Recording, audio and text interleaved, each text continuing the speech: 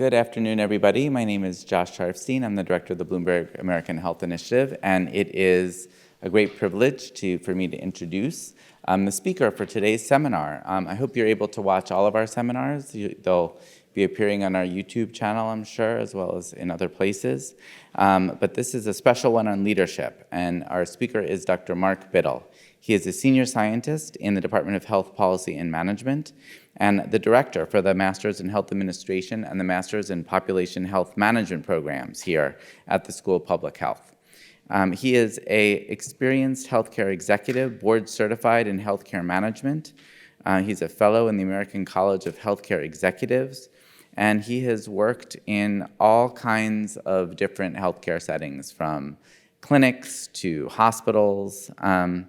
And as he's done that, he has thought about how to be successful, not just in leading healthcare programs to become better, but also in leading change, because that is essential, particularly as healthcare is beginning to think more and more about population health. So we really appreciate his lecture today, which will be about the Leadership Challenge, Community Health, and Leading for Impact. Thank you very much, Dr. Bittle.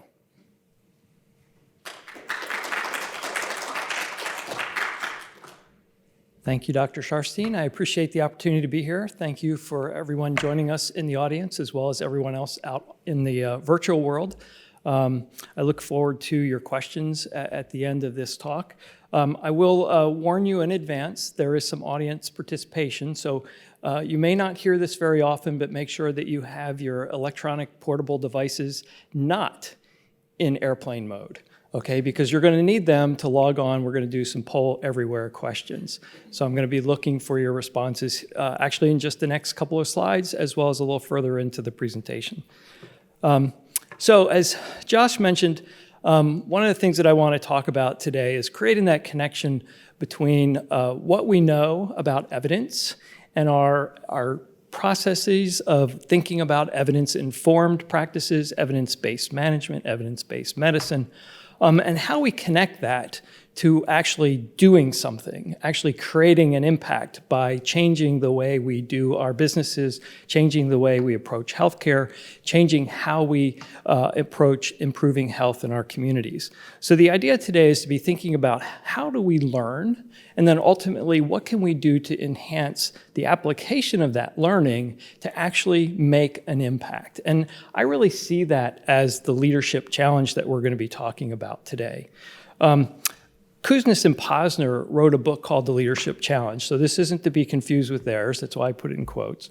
But their book started off with a quote from Alan Keith. And he said that leadership is ultimately about creating a way for people to contribute to something extraordinary, to making something extraordinary happen. So let me say that again. Leadership is ultimately about creating a way for people to contribute to making something extraordinary happen. The authors go on to pose then the question, well, how do you mobilize others to want to get something extraordinary done? So this notion of mobilization, how do we take that evidence, actually mobilize new actions? So they suggest that this dilemma is the essence of what they wrote about in the Leadership Challenge. Of course, they were talking about mobilizing people within an organization. I'm going to be talking about sort of a broader perspective of how do we mobilize communities around changing their actions towards improving community health. So today's talk considers this leadership challenge of mobilizing others in the context of how our current approaches to leveraging evidence through the application of evidence continue to fall short. So despite the fact that we have a lot of evidence, when we look at our performance, we actually see that there are big disconnects between evidence and action. And part of that is this notion of learning, because the sort of the definition of learning is really about how do you translate that knowledge into new actions and new behaviors. So let's see. So that in itself is the leadership challenge that I'll be talking about today. So here's the first opportunity for you to participate in audience participation, so those of you online as well. I'm going to open this link in just a minute, but all you have to do is type into your browser bar pollev.com, and then Mark Bittle 078 to put in your answer. So what I'm looking for is an answer to this phrase, one word, action without evidence is what? One word, action without evidence is what? So I'm going to click over to Poll Everywhere. I'm going to activate that poll. And I'm going to slide that over so you all can see it. Okay, so if you type in pollev.com/Mark Bittle 078 and then put in your word response, action without evidence, invisible. It's supposed to be a word cloud, so we have one word so far. Necessary, sometimes invisible.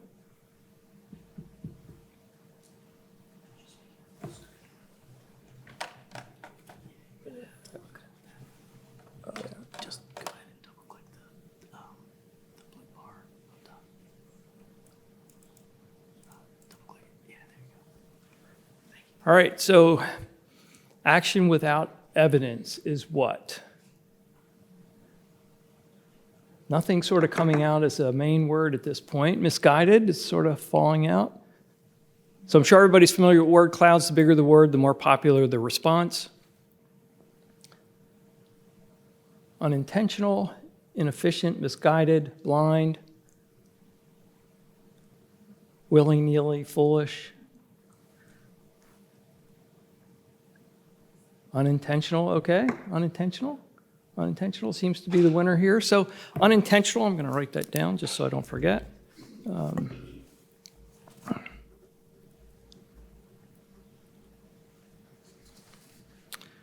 right, so again, I'm going to go ahead back to the slide presentation.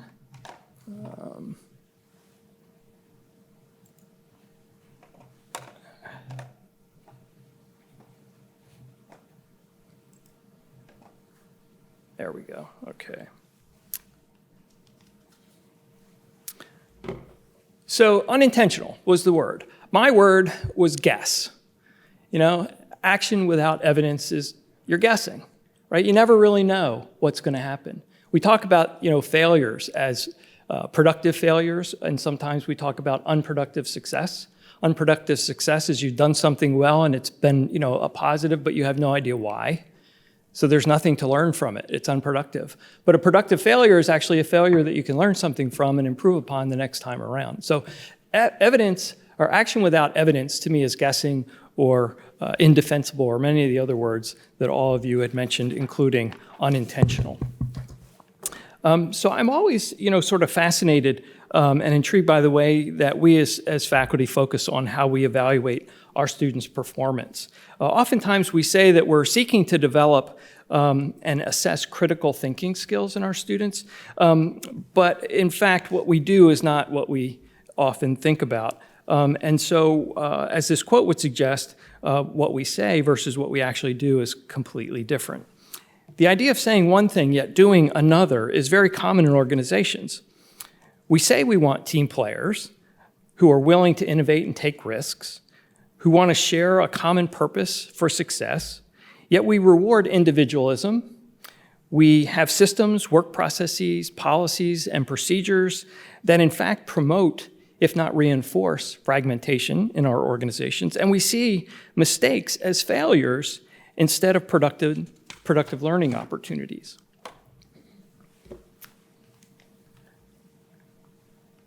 Many of you undoubtedly received and read the recent fall letter from Dean Mackenzie this past week. The slide contains an excerpt of what I thought would fit nicely into our discussion today. She promotes many wonderful ideas, all linked back to the recently completed and announced strategic plan. Among them, she promotes the idea that we as a school need to leverage our interdisciplinary and innovative culture in partnership with local and global end users of our research. And I sort of underline for myself that word end users because I think that's critical. We're talking about disseminating our research in partnership with these local and global end users. But the question is, what do they do with it and how do they actually turn that into action? So I believe, in part that she's saying we need to be better at sharing the wealth of knowledge we have related to the evidence our faculty and students have amassed with those who can most benefit from applying that knowledge to solve problems. But to paraphrase Posner and Kuznets, how do we mobilize others to want to do not just the extraordinary things, but things that are essential in solving the health challenges in our communities and abroad? The notion of linking evidence to the end user is just one step, I believe, in a broader process. So let's look at evidence from a variety of perspectives. And so we probably all have heard about, evidence-based medicine. It's a concept familiar to many. Evidence-based medicine is the implicit assumption that decision makers and policymakers alike would incorporate evidence into their thinking appropriately based on their education, experience, and ongoing study of the applicable literature. There are notable contributors to this. I'm going to mention a few. In 1967, Alvin Feinstein, one of the fathers of modern clinical epidemiology, focused attention on the role of clinical reasoning and identified biases that can affect that. In 1972, Archie Cochran looked at issues of effectiveness and efficiency and noticed that the lack of randomized clinical trials supporting many practices that had previously been assumed to be effective. The Cochrane Library database of systematic reviews was the result of his work, and he's considered to be the originator of the idea of evidence-based medicine. In the 1980s, David Eddy described errors in clinical reasoning and gaps in evidence, and is credited with writing the seminal paper on the role of guidelines in medical decision-making. And in the late 1980s, a RAND study showed that large proportions of procedures performed by physicians were considered inappropriate, even by the standards of their own experts. Well, then, of course, there's evidence-based management. So according to an article written by Anthony Kovner in the Frontiers of Health Services Management in 2006, evidence-based management is the systematic application of the best available evidence to the evaluation of managerial strategies for improving performance of health services organizations. In that same year, interestingly enough, Jeffrey Pfeffer and Robert Sutton published an article in HBR, Harvard Business Review, indicating that, and I quote, "Too much common management wisdom isn't wise at all, but instead flawed knowledge based on best practices, quote unquote, that are actually poor, incomplete, or outright obsolete. Legions of managers," they say, "use dubious knowledge to make decisions that are hazardous to organizational health," close quote. Then there's evidence-informed teaching. So evidence-informed teaching, based on some work by Michael Caldwell and colleagues at Sheffield Hallam University, UCL Institute of Education, and Durham University, is defined as looking for good, robust external evidence, testing it, and using this to improve teaching and to be a better evaluator of one's own teaching performance. And finally, I'll share with you one last piece, and that's this notion of evidence-informed practice. So this comes from the Department of Health and Human Services, and it's used to design health-promoting programs and activities using information about what works.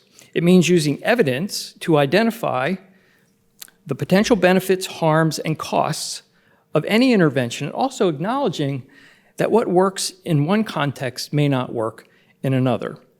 Evidence-informed practice brings together local expertise and experience with best available evidence from research to inform decisions on effective practice. So we all know that evidence is under attack, and the politics and politicalization of health and healthcare is perhaps the most insidious, in my view, social determinant of them all. That said, the emphasis on evidence-based approaches applied to a number of fields is long-standing, pervasive, but not persuasive. Because oftentimes, that evidence is not reflected in what we see occurring. The end user, in my view, then, is not mobilized to change their actions. So David Eddy identified this disconnect between evidence and practice, and several examples are shown here on the slide. The first one says, give a group of cardiologists high-quality coronary angiograms of a typical patient. They will disagree about the diagnosis about half of the patients.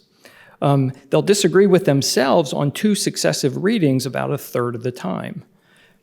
He goes on to provide a few other examples. The last one there says, give surgeons a written description of a surgical problem, and half the group will recommend surgery while the other half will not. Survey them again 2 years later, and as many as 40% of the same surgeons will disagree with their previous opinions and change their recommendations.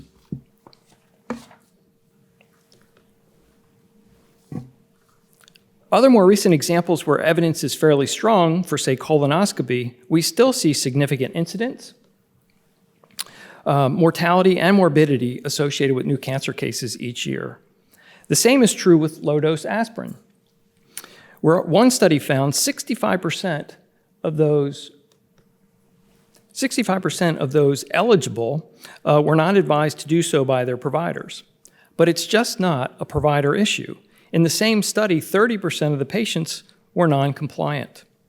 In both cases, the end users may well have known the evidence, but this was not reflected in the actions taken. So a final example, I think, which illustrates the disconnect between evidence-based or informed efforts and actions is related to healthcare spending. This article may also be familiar to many of you, as it was circulated last week as part of the JHSPH in the news email. The article's author's findings suggest that 25% of healthcare spending is wasted. And they quantify that as being between $760 billion to $935 billion. So for example, in the upper right-hand corner, they talk about lack of adoption of preventive care practices, obesity, vaccine, diabetes, hypertension. Those account for about $89 billion to $111 billion of wasteful spending. They suggest that nearly $300 billion is the result of failure of care delivery, failure of care coordination, and overtreatment. The interesting piece of this article as it pertains to this talk today is that the author suggests that if proven strategies were scaled nationally, in other words, if we all use what we have been shown works, approximately 50% of that waste could be avoided. So back to our example about preventive services, where prevention initiatives to address diabetes, obesity, smoking, and cancer, if those things were scaled up and used nationally, it's estimated that that would save us between $4 billion and $25 billion each year. So again, just by doing what we've shown to work.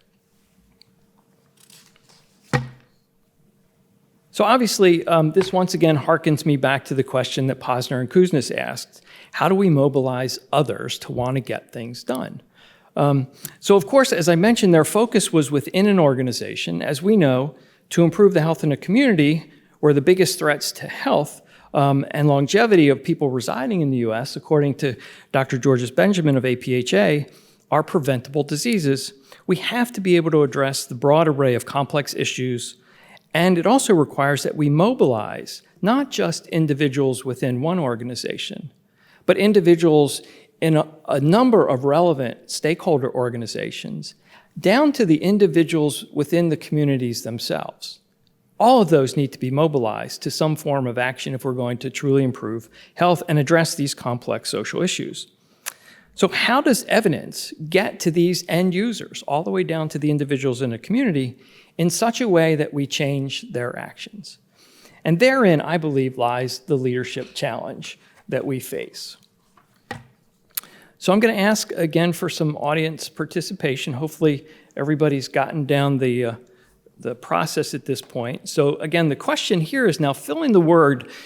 This time the sentence or the phrase says evidence without appropriate action is. So before I asked action without evidence is something, and now I'm asking evidence without action is what? Evidence without action is what? So let me pop back over I got to find it now.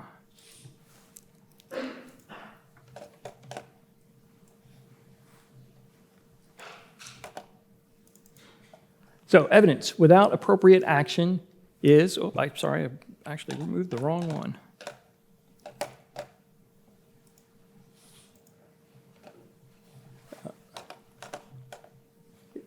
Evidence without action.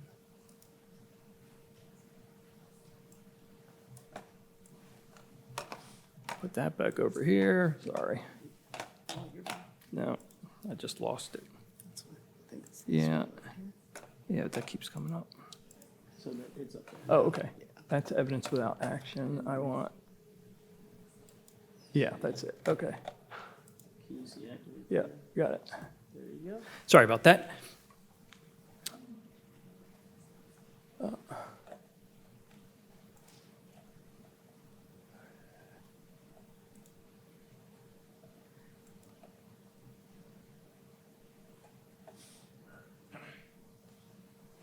Okay, so evidence without appropriate action is what?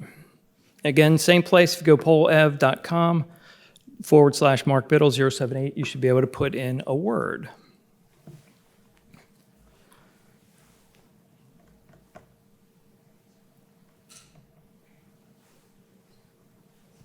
I don't think it's working fine.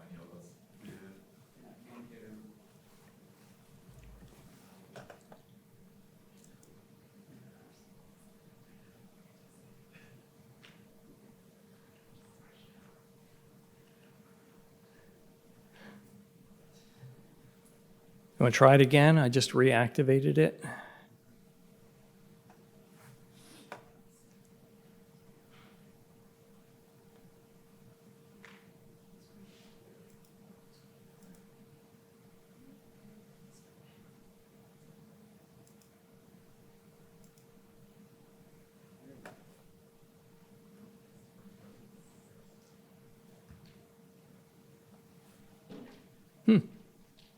All right, well, so we won't belabor that. I'm not sure why it's not working. Again, Mark Bittle 078.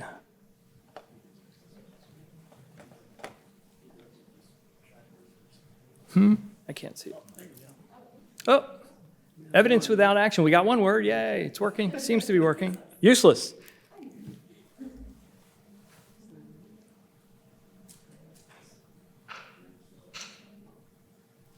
Well, that works for me.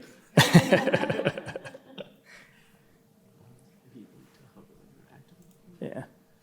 So I just activated it again if you want to try one more time. Sorry for that.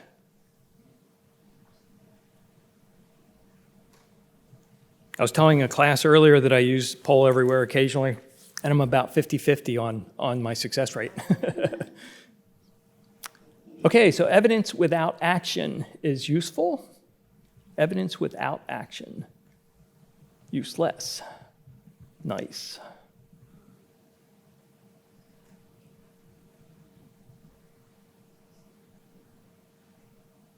Confusing.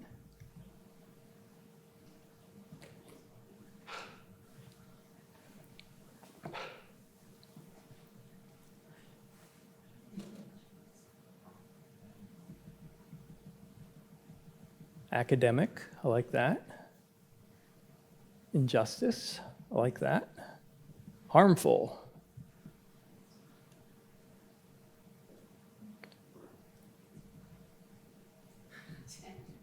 Confusing.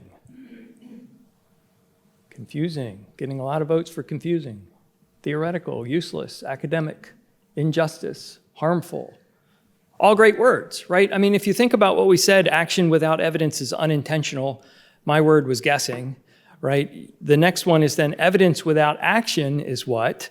So again, confusing, theoretical, inappropriate, injustice, harmful. I asked this question of my daughter, and my daughter was very quick to answer. I was actually shocked at how quickly she came back with a word. And the word actually even surprised me because I had never heard her use that word before, probably because she never had a reason to, but her word was derelict. Which I thought was interesting, again, only because I'd never heard her use the word. But I do think, and again, she had very other similar ones to yours. Negligence came to mind as well as inexcusable. So we have all this great evidence, but we haven't been able to, in many cases, translate it into meaningful action.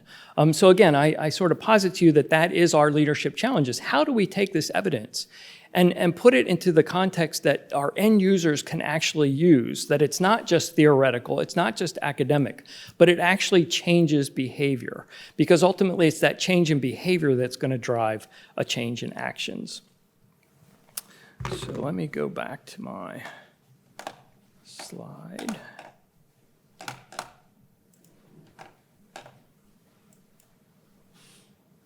Okay. So if action without evidence, as I say, was unintentional, and evidence without appropriate action is harmful, inappropriate, unjust, academic, theoretical, how do we make both of these the least desirable alternatives, right? How do we eliminate the disconnect between evidence and action? And so again, therein lies to me what the leadership challenge is that I'm talking about today. If the notion of evidence-informed practice considers a balanced approach to using validated evidence combined with real-world experience, as Ms. Holmes suggests, the goal should be to create a rich and relevant knowledge base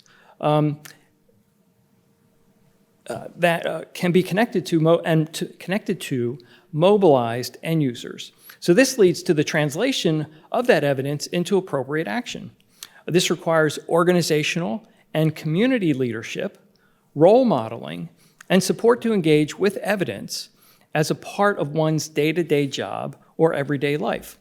Not coincidentally, these are the three things that are the essential elements to organizational learning theory. So again, organizational or community leadership, role modeling for management, and the support to engage with evidence. How do we use evidence as part of our day-to-day job and our everyday lives? So those three elements are inherent within the 5 practices of exemplary leadership, as described by Posner and Kuzner in their book, The Leadership Challenge. As I mentioned, their book is based upon identifying leadership practices which improve organizational focus and results within an organization. But as I said at the outset, this talk is about leading for impact in community health.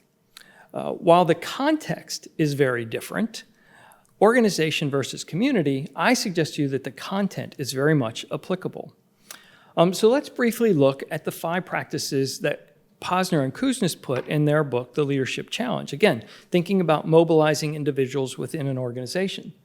So they talked about this concept of modeling the way, right? About clarifying values by showing an example of how we expect people to behave, the actions that we want people to take within our organizations. How do we inspire a shared vision? So we look to envision the future. So what is our goal for the future? Think about the strategic plan for this school as an example. And then ultimately, how do we enlist others to buy into that shared vision, this common purpose, this thing that brings us together in not only purpose, but action?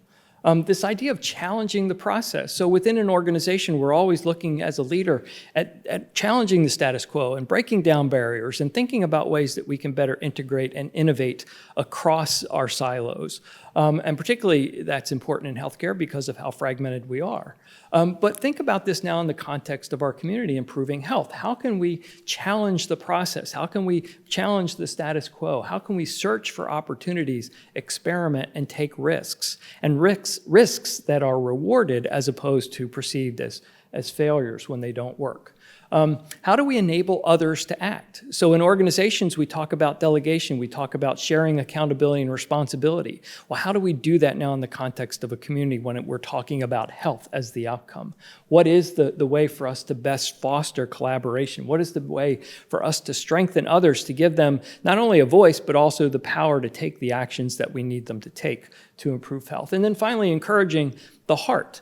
So it's recognizing those contributions, not only of the organizations that contribute money, for example, but also to the efforts that individuals in our local communities are making. It's the same thing that we do in what they talk about in their book. Kuznis and Posner talks about in their book in terms of improving organizational performance. We're simply thinking about it in the context now of a community and improving performance in the sense of health in that community.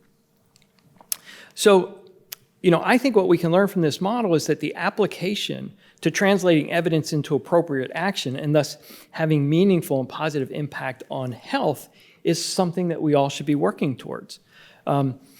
So first, I would say that leadership is not positional. It's everybody's business. It's not just the CEO, the dean of the school, but it's everyone in the organization taking a leadership role in helping us to improve health in our community.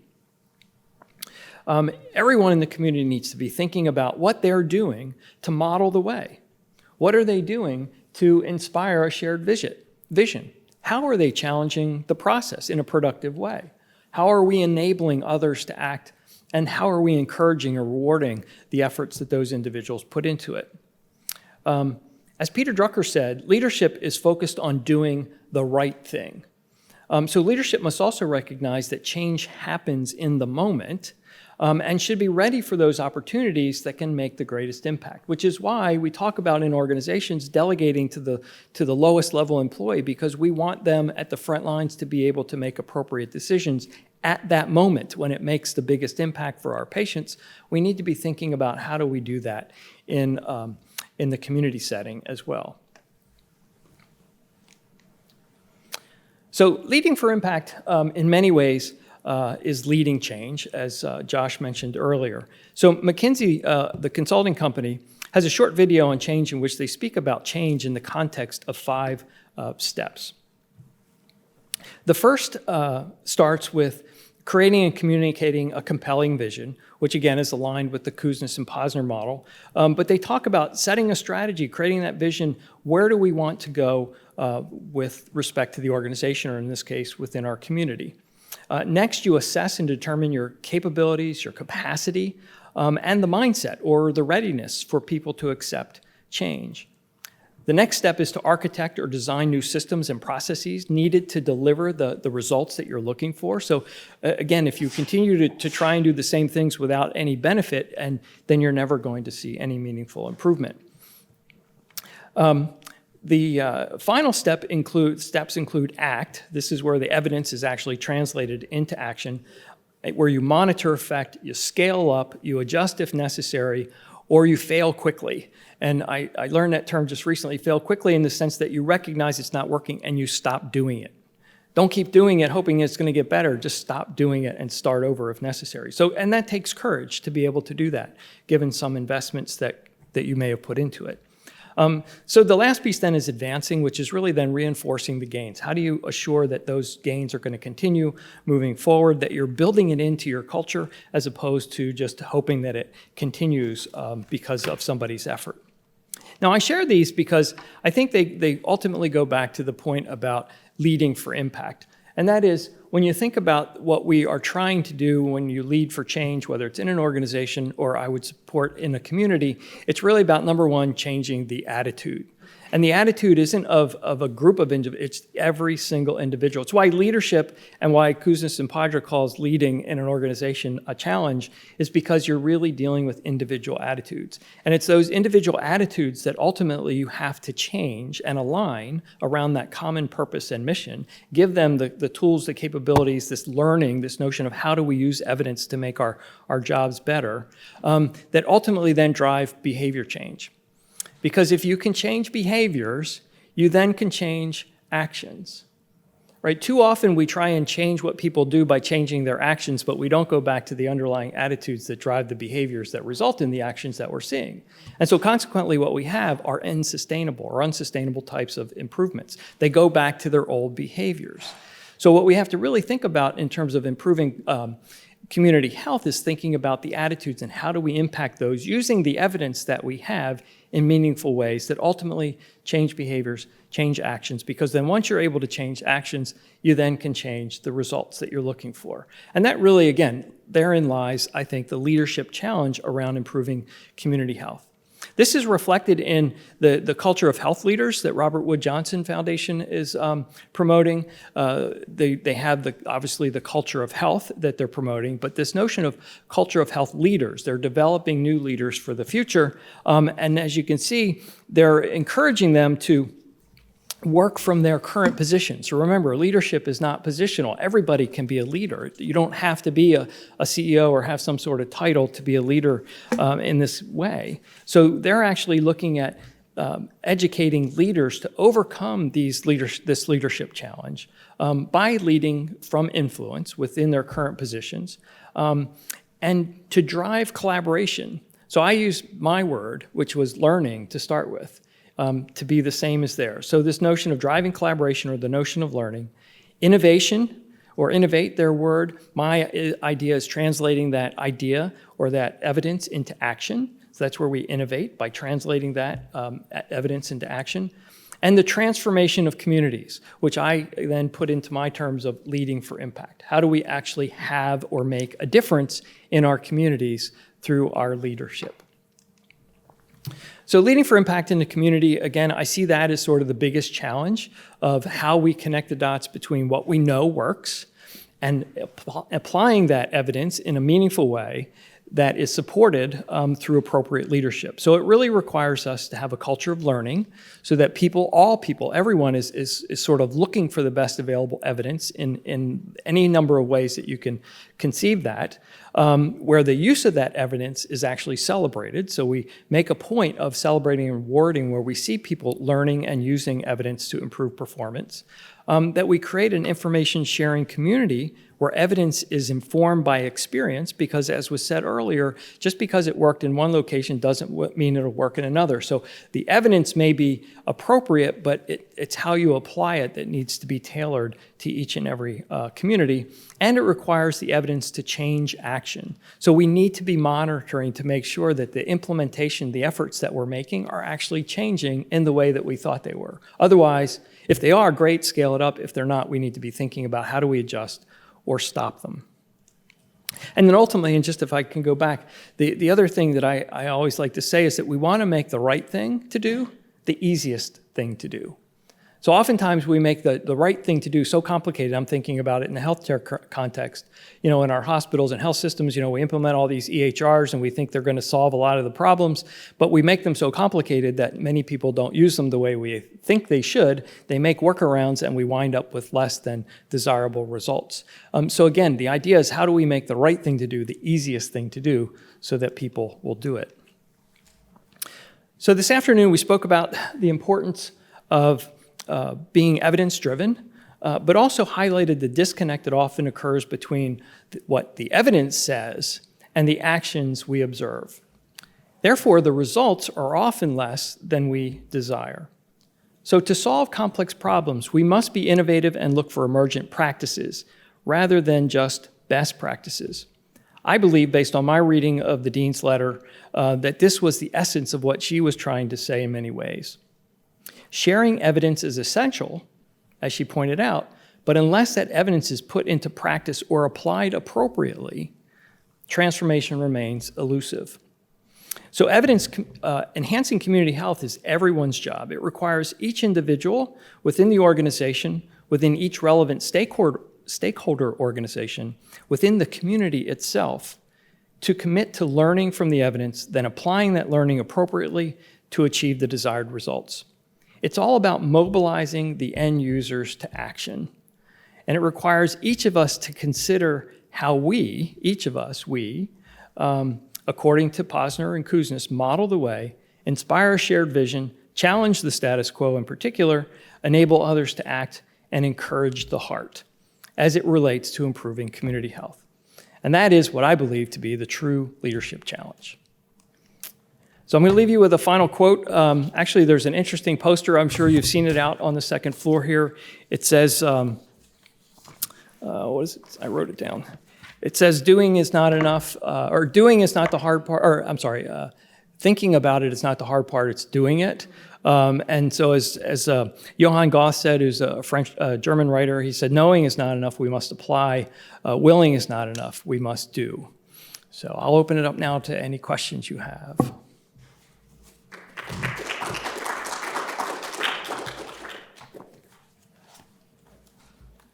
Yes, sir.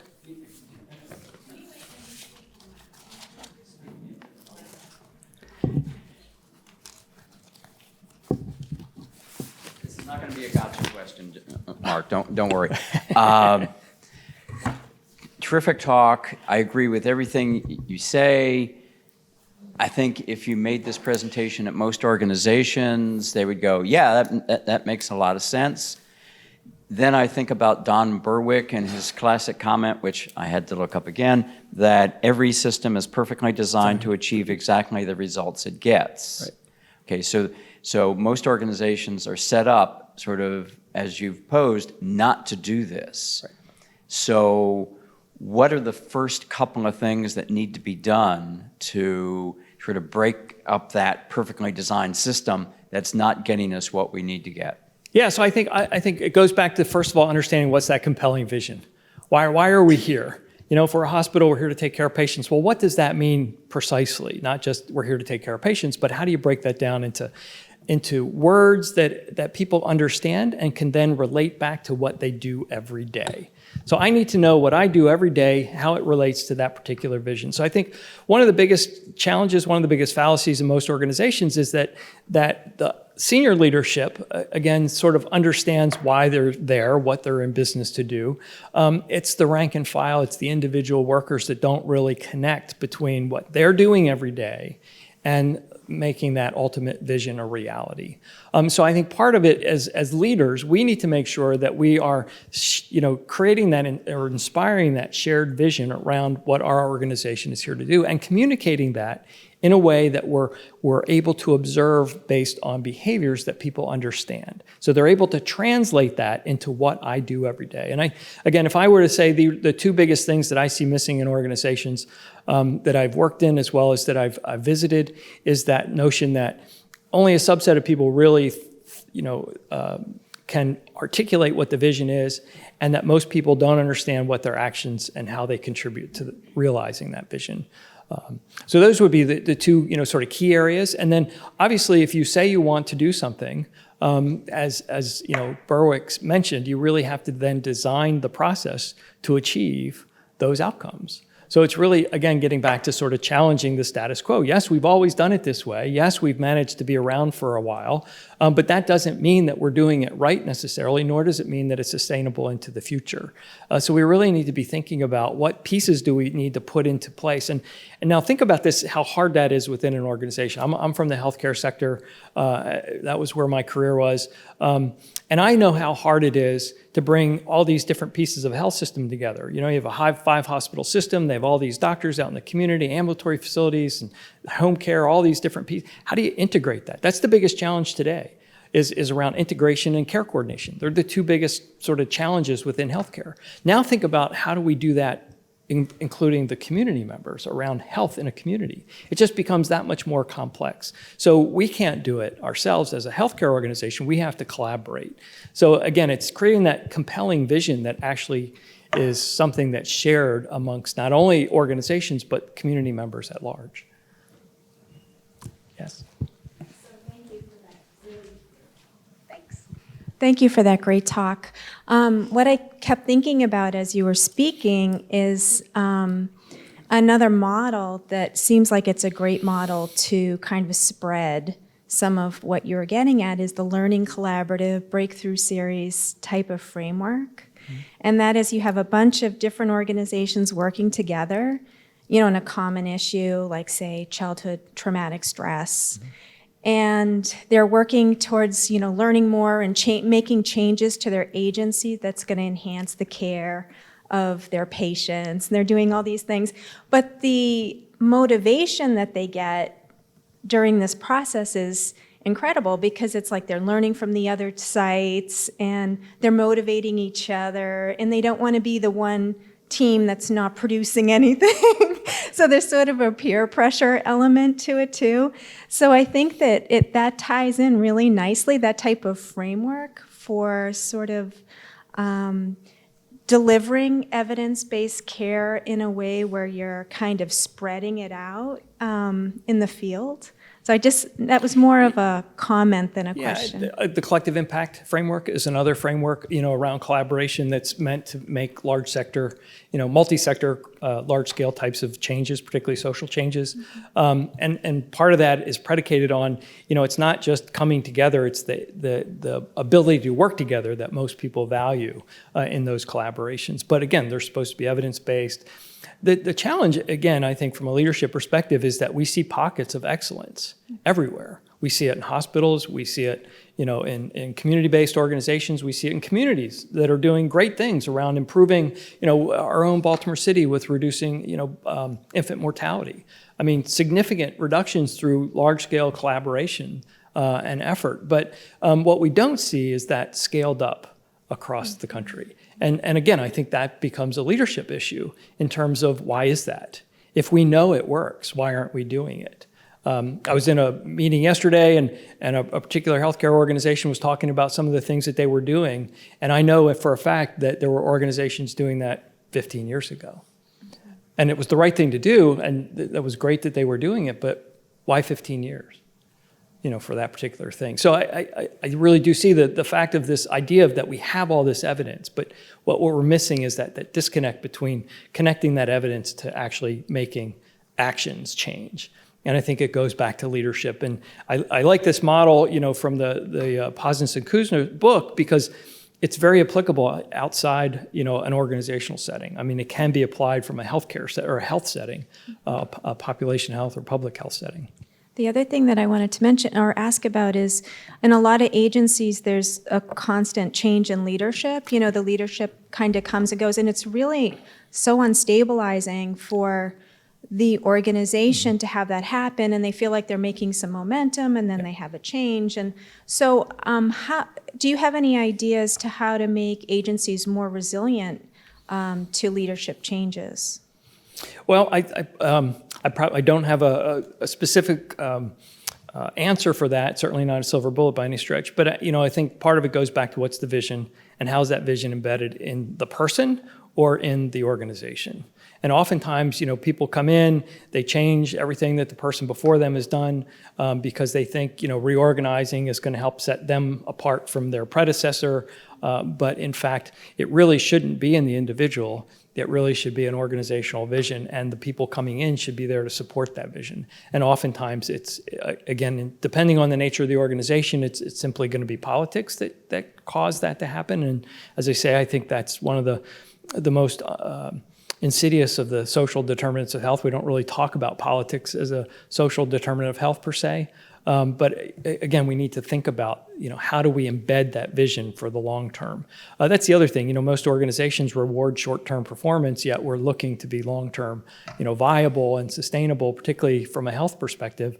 But that's never our focus. It's election to election. It's governor to governor. It's so we need to break that cycle. We really need to be, again, sort of challenging the status quo that this needs to be hardwired is not a good word or term, but certainly one that implies that we need to make sure this is going to survive whoever comes into the job. Other questions? Anything from online folks? Oh, good. Okay.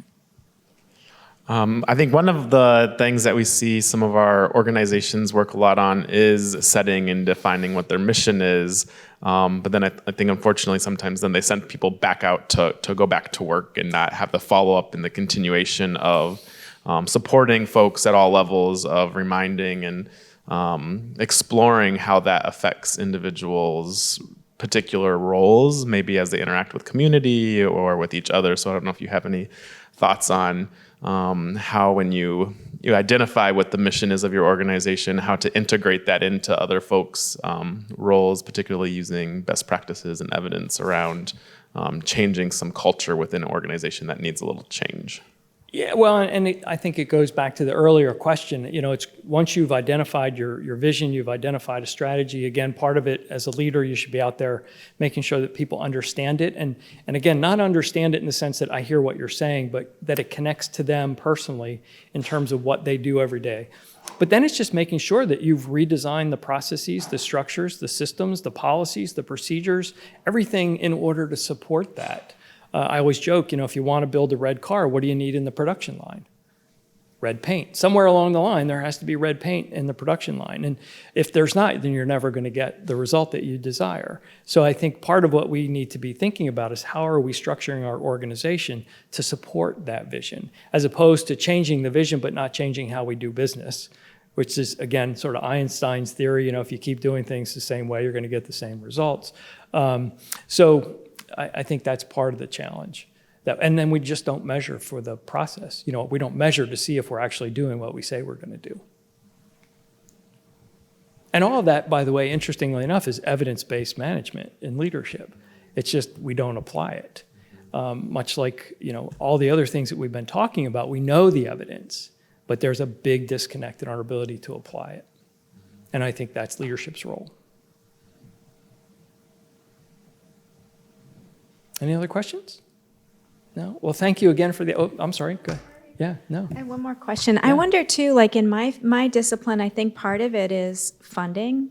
Sometimes the funders of this evidence-based work are misguided, and so there's this dissemination of what they're calling evidence-based practices when there's really very weak evidence behind these practices. And it's almost shameful because I guess their definition of evidence is very different from my definition of evidence. But I think that that's another thing that you see quite frequently in some areas where the government's providing funding and funding these programs that are not very good. And so it really, someone needs to kind of get in there and try to advise the lead people who work for the federal government on their approach, which isn't always an easy action to get in place.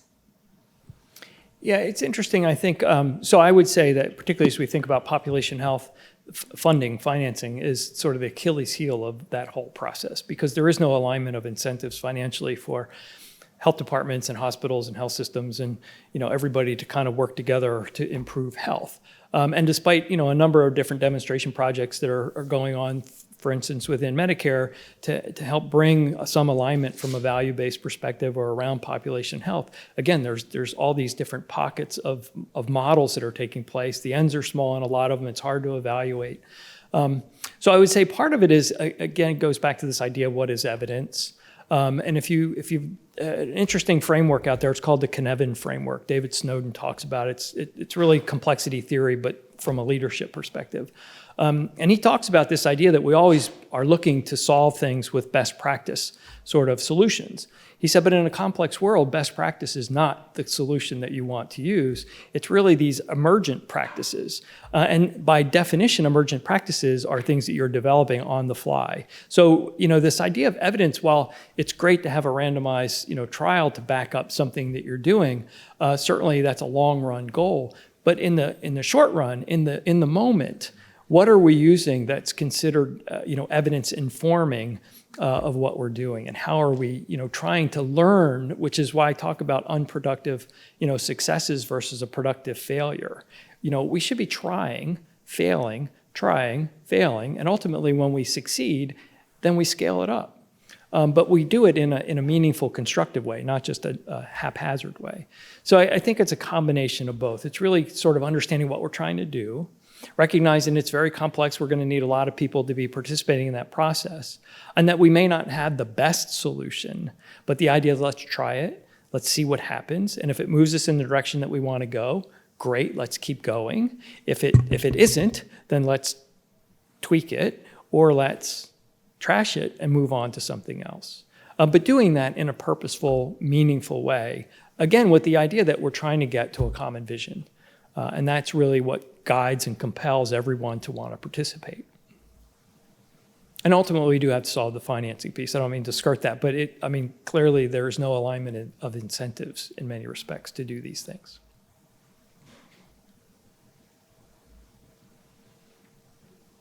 All right, well, thank you again. I really appreciate the opportunity to be here. Sorry for some of the technical and delays, but I enjoyed it. Thank you.